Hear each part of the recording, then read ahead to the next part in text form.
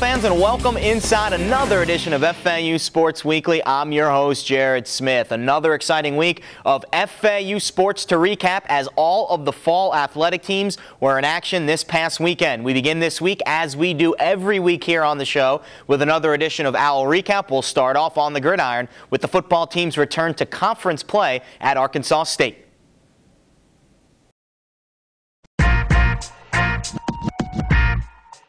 To Jonesboro we go. Howard Schnellenberger and the Owls back in action after the bye week in search of their first victory since week 1 of the college football season. Things started out strong for the Owls as Jeff Van Camp hooked up with his tight end Rob Hausler for a 29-yard touchdown pitch and catch to give FAU a 7-3 lead. In the second half, Van Camp again torched the Red Wolves secondary with the big play. This time it was Lester Jean on the receiving end of a wide receiver screen, and he took it 80 yards to pay dirt, giving the Owls a 16-9 lead. The play was a career long for both the quarterback and receiver, and it gave FAU a touchdown cushion heading into the final quarter. However, it was the fourth quarter that did the Owls in, as 3 straight turnovers offensively led to 28 unanswered points by Arkansas State, sending FAU to their 5th straight loss and 0-3 in Sun Belt play.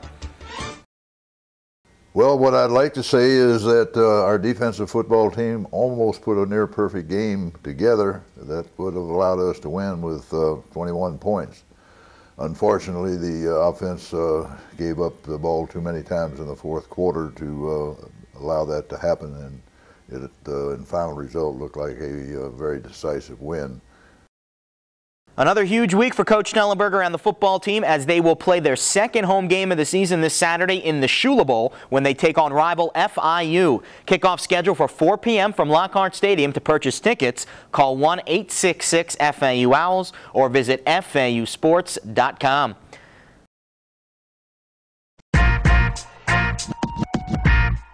The men's soccer program had a pair of games last week, the first of which a road matchup against an in-state rival, number 21, Florida Gulf Coast University. The Eagles jumped out to the early lead, a 1-0 edge in the 6th minute when Deion Jones beat FAU keeper James McCormick from 30 yards out to put FGCU in front. However, the Owls showed a lot of fight in this match as they equalized things right before halftime when freshman Ramin Rahimi scored his first collegiate goal in the 43rd minute to make the score 1-1. In the second half, it was FAU's leading goal scorer coming up big again for the Owls as junior forward Darnell King split a pair of FGCU defenders and scored the 3rd game-winning goal of his career. The win for FAU is their first over a ranked team since September 22nd, 2004, when the Owls defeated then number 25 FIU in Miami. 4 days later, on a windy Sunday afternoon in Boca Raton, FAU took one giant step closer to qualifying for next month's Mid-America Conference Tournament as 5th-year senior TJ Plascota scored his first career goal in the 81st minute, clinching a 1-0 victory for FAU over conference rival Hartwick. The victory was the 3rd in a row overall for the Owls and the 2nd straight in conference play. Yeah, it definitely meant a lot, especially in a conference game. Especially where the situation that we're in now, because if we lost, it would have been a pretty bad situation. I was close a couple of times this year already scoring a goal. I hit the post one of the first games, from like 30 with my left foot. So I knew it was going to come soon, and I'm just happy it came at that time. Yeah, we were 0-2 in the conference at first, and then we won our past 2 games. So I'm actually really excited. We play Buffalo, and we win our next game, and I believe we'll be in the conference tournament. So as we're moving forward in a positive way, which is always good. FAU can clinch a berth in next month's MAC tournament with 1 victory in their final 2 conference games. First up on that MAC schedule is Buffalo on the road this Sunday. That will be followed up by the regular season finale next Saturday, November 6th, at home against Bowling Green.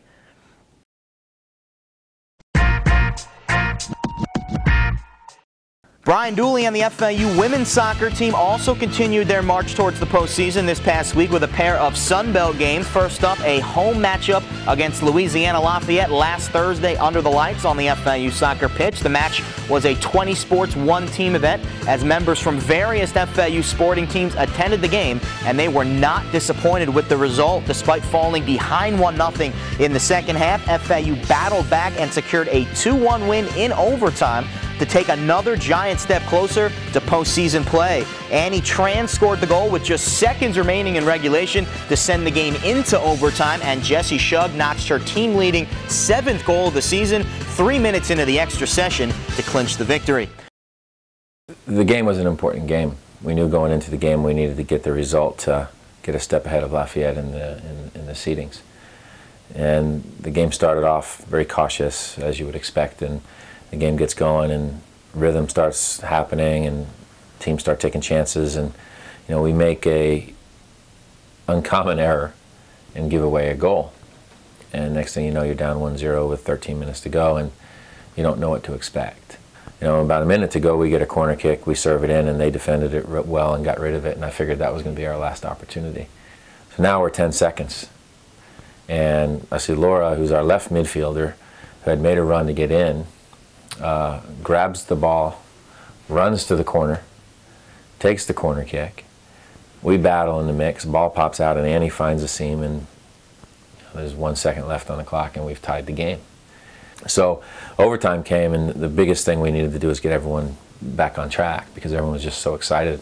I've never been part of a game where we've actually scored with less than a second to go. I've been in games where it's been the other way, but this is the first time it's happened for us. And the whole point was to get back into the flow, get your heart rate down, get your mindset on the game. And we started the overtime, and I had a good feeling about it. We still had some energy, but it wasn't crazy energy. And again, we find Jessie actually brings down a goal kick and deflects it over to Alex Major. And Alex Major finds the seam between 2 defenders that Shuggy runs onto. The defender sees that and makes a hard tackle, knocks Shuggy down, but she just gets up right away and blisters a shot in, and game's over. On Sunday in Monroe, FAU received goals from Brittany Nash and Alexandra Major in a 2-0 victory over ULM, which secured the Owls a spot in next month's Sun Belt Conference tournament. Courtney Zwetch also had a stellar afternoon in net, making 7 saves and preserving her 4th shutout of the season. Well, obviously we wanted to get back into the Sun Belt tournament. Last year was about as big a disappointment as you can have, hosting the tournament and then not having a good enough record to get in. And having to deal with all of the negative comments and the challenges to you as a coach and the challenges to you as a program. It sets you back a little bit. It makes you reevaluate things. And Coach Ganem and I, we started to get after some of the things and correct some of the problems, and to see it turn into, right now, a 5-5 record in conference, which we feel could be better than it is. But 5-5 puts us in a good spot and still an opportunity to maybe pull a 4th seed. The women's soccer team finalizes the 2010 regular season this Friday when they take on rival FIU at home at 7 p.m. The Sun Belt Conference tournament begins on November 3rd on the campus of Western Kentucky University in Bowling Green. FAU has already secured a spot in that conference tournament. Well, that's all for this week's episode of FAU Sports Weekly. Be sure to tune in next time when we recap the Shula Bowl as FAU takes on FIU in football. And we also give you a preview of both the men's and women's basketball teams. Hard to believe hoops season right around the corner. We'll hear from Coach Jarvis and Coach Dugan on next week's show. Well, until next time, I'm your host, Jared Smith. Thanks for tuning in, and go Owls.